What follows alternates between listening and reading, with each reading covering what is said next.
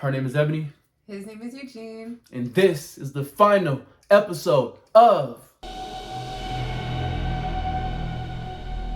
Before We Got Married, I Was a P. And I was an escort. Why in the world would we admit to being a P and an escort before we were married? So we can help someone going through the same thing and to let you guys know that people can change. That is very true. You can change regardless of where you're at or what you're doing. Some people may tell you that you can't change. Right. And you may even believe yourself that you're unable to change. That's true because I've felt that way before. And that is a lie. It's only true when we allow it to be true. True. So many people, unfortunately, will get caught up in this lifestyle. Yes. Whether it's for the money, the glamour, the fun that it seems, peer pressure, their environment, maybe a little bit of all of that sometimes. In most instances, when a couple gets into this game, the odds of that couple getting out of the game, staying together, and getting married are very slim. Very, very slim. Not saying it's impossible, but it's slim. It's not likely. A lot of people who get caught up in that lifestyle, once they get out, they're probably not with that same person, More than likely. with that same crew, Right. those same friends. Right. And they may be alone. You don't always get to come out with a partner. Yes. We're very fortunate Yes. for that to happen. Very thankful. Definitely, because it is a hard process to do, even with someone. Mm-hmm. Definitely alone. That's true. So before we made the shift to start trying to be more positive and just living more positive and being more productive, I felt like I was ready to make a change.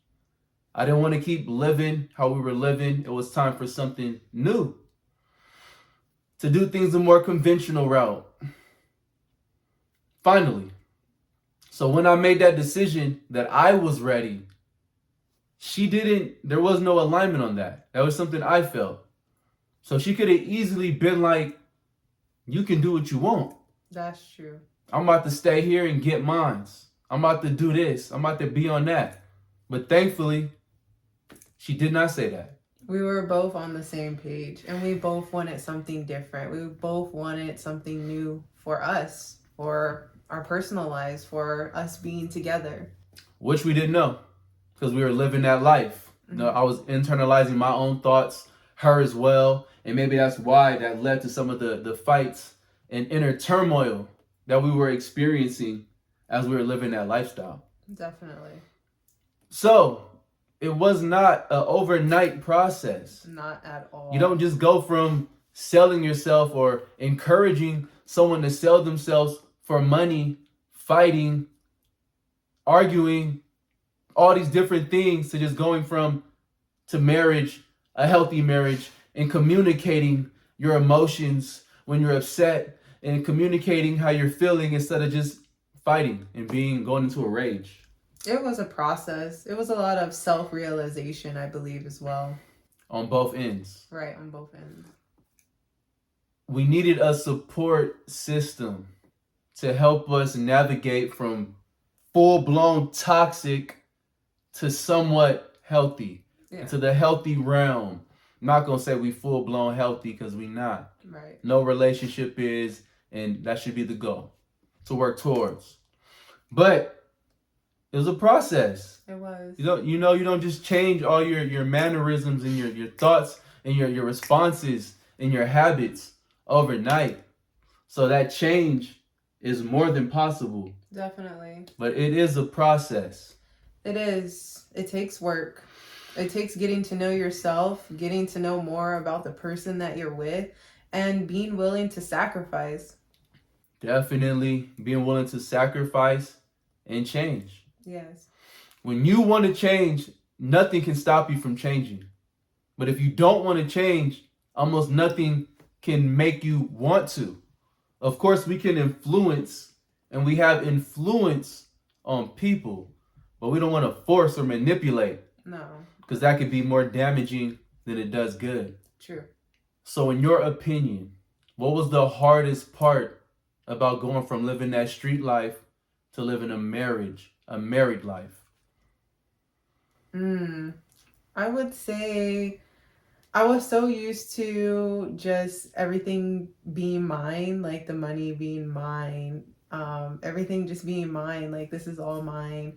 And then us coming together, it was really difficult to like say like, oh, you can have some of this money or we can share this money together. I felt that was a lot for me. Like I wanted to hold everything. And on my behalf, I would definitely say the mentality, the mindset, just behind my actions, my reactions, my plans, all of it. They had to change to a certain degree.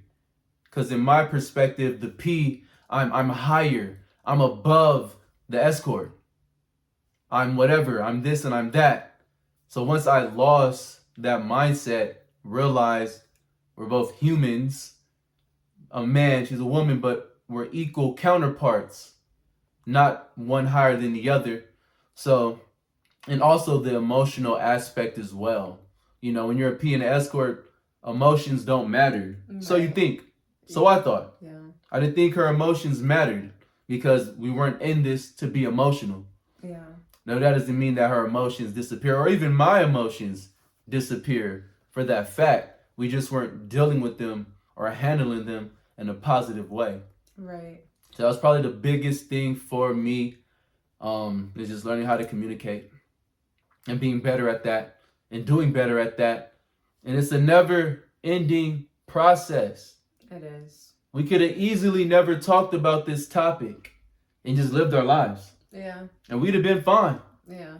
But for those who do know what we've been through, and maybe those who don't, we're not going to allow anyone to use our past to make us feel less than or tell us what we can't do or can't achieve. We're going to admit to what we did and who we were, because we're not those same people. We're not. At all.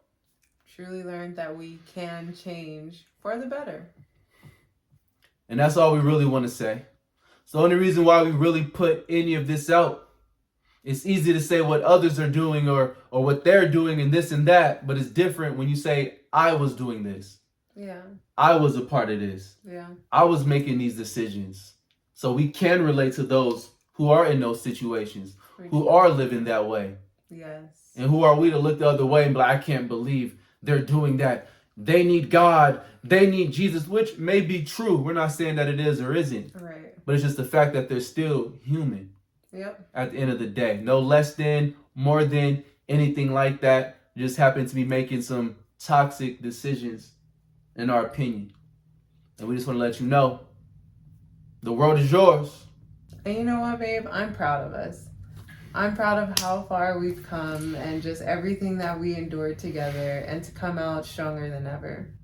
Me as well. And that's something we haven't really talked about or congratulated each other for. You just kind of, just keep going and just live life. But it felt good to, to think of that. To think of like where we were, where we're at now. And although things aren't perfect, but gosh, from looking back then to now, you would not even assume or think that we're the same people, because we're not.